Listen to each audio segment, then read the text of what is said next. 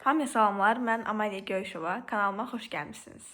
Bugün TRS imtahanı haqqında, Türkiyədə təhsil, qəbul prosesi, ümumi xərclər haqqında falan danışmaq istəyirəm. Mən özüm Ege Üniversitesi Tıp Fakültəsində 2-ci kurs tələbəsiyəm artıq.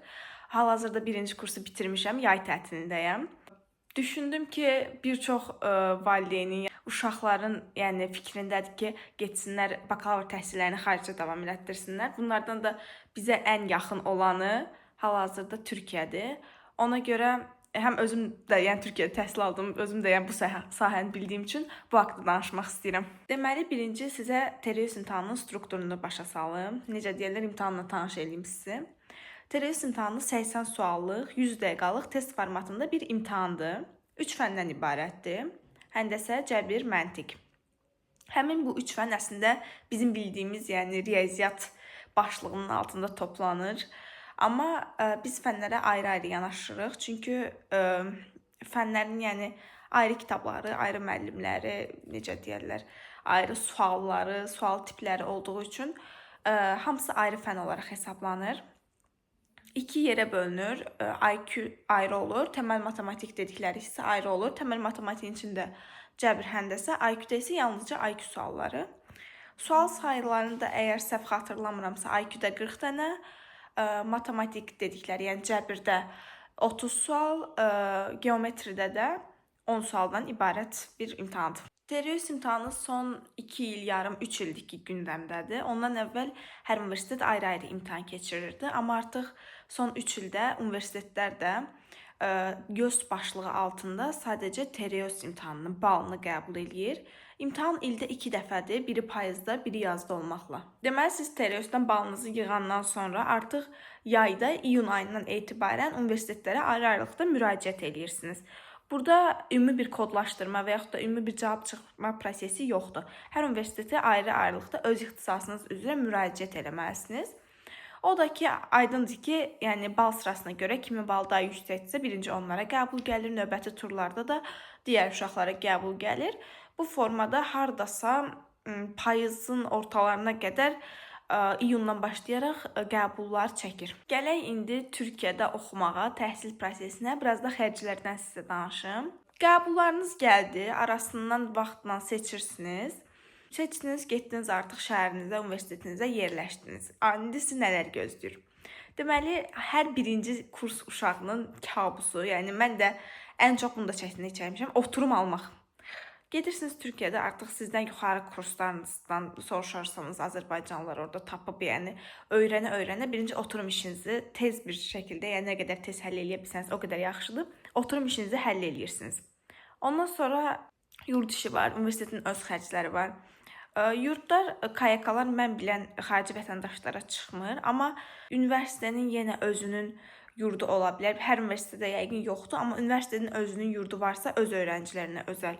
Orada bəlkə yabancılara çıxa bilər. Yenə də ilk kurslar özəlliklə də, yabancılar çox vaxt özəl yurtlarda ya da ki, evə çıxırlar, o da tanışlar varsa. Yurt qiymətləri çox, əldə yandırır, cibdə yandırır, hər yeri yandırır. Yurt qiymətləri alev-alev. Çox belə bahadır. İndi biraz da universitet xərclərindən danışmaq istəyirəm.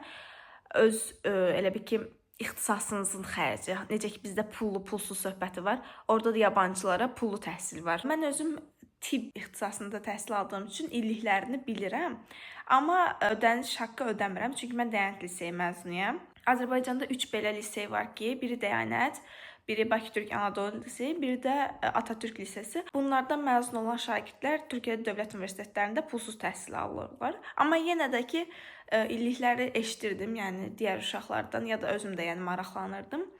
Hal-hazırda illiklər biraz bahadır. Mənim təhsil aldığım ixtisas üzrə Ege Üniversitesində Tıp Fakültəsində $10.000-dır. Həmçinin diş də bu qiymətdir. İndi bundan bahası da var, ucuzu da var. Öz cibinizə uyğun bir universitetdə seçə bilərsiniz, ya da ki, YTB-dən, yurt dışı Türkiyə burslarından burs almaq, ya da ki, başqa burslar varsa, əsasən YTB-ni bilirik, onlardan burs da qazana bilərsiniz.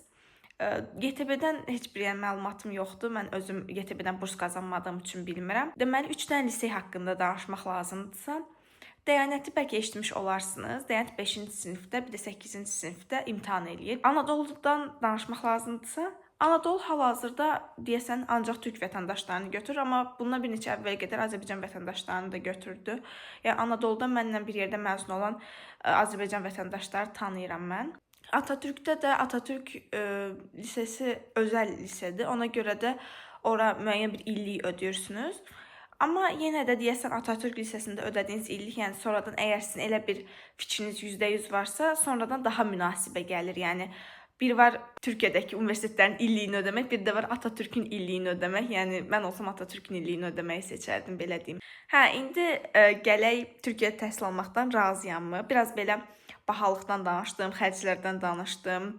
Amma qətiyyən gözünüzü qorxutmasın. Çünki oxumağa verilən pul batmır da. Yəni siz həqiqətən gedib orada oxumaq üçün gedirsinizsə, həqiqətən universiteti bitirəndə lazımlı kadr olaraq yetişə biləcəyinizi düşünürsünüzsə, məncə getməyə dəyər. Mənim oxuduğum ixtisas tibb ixtisası. Yəni mən elə özümü tanıyandan həkim olmaq istəmişəm. Şəxsən Türkiyədə təhsil aldığım üçün yəni inanmıram ki, sabah peşman olum. Çünki gedə biləcəyim hal-hazırda ən yaxşı yerlərdən biri Türkiyə idi və bunu dəyərləndirdiyimi düşünürəm. Bundan başqa evdən uzaqda təhsil almaq mənə yaxşı gəldi. Daha belə insanlarla sosiallaşdığımı düşünürəm. Daha məsəl üçün heç tanımadığım insanlarla dostlaşa bildim.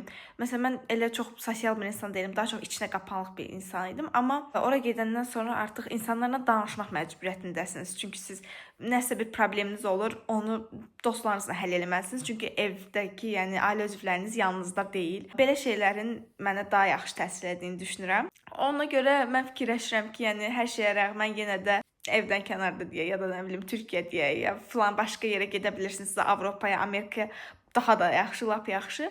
Yəni evdən kənarda oxumağa dəyər. İndilik bu qədər. Əslində danışacaq çox şeyim var, deməyə çox sözüm var. Bəlkə də o günlərdən yəni verməli olduğum tövsiyələrim də var. Amma istəmirəm videoda çox uzun olsun, sizin üçün də çox sıxıcı olsun. Əgər nəsə sualınız varsa kommentariyalarda yaza bilərsiniz. Əlimdən gəldiyi qədər cavablandırmağa çalışaram, həm öz bilgilərimə dayanaraq. Hələlik isə sağ olun, salamat qalın.